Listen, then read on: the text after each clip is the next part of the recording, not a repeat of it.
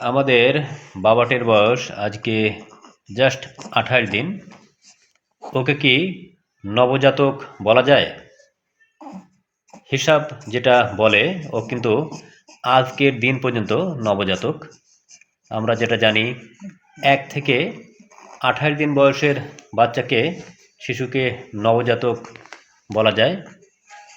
আর এরপরে এরা তো সবই শিশু, অর্থাৎ শিশুর ভিতর একটা স্তর হলো নবজাতক, যেটা 1 থেকে 28 দিন বয়সে বলা হয়। আমাদের শ্রেয়াস আহমেদ যেহেতু আজকে 28 দিন বয়স, ও আজকের দিন পর্যন্ত নবজাতক আছে।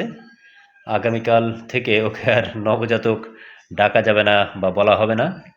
এই 28 দিনে আপডেটটা হলো ও যথেষ্ট ভালো আছে, সুস্থ আছে। দেখেন এর আগে একটু লাফালাফি করতেছিল, ছটফট করতেছিল। যখন মোবাইলটা ধরলাম, মোবাইলের দিকে মোটামুটি তাকাচ্ছে শান্ত হয়ে এক দৃষ্টিতে।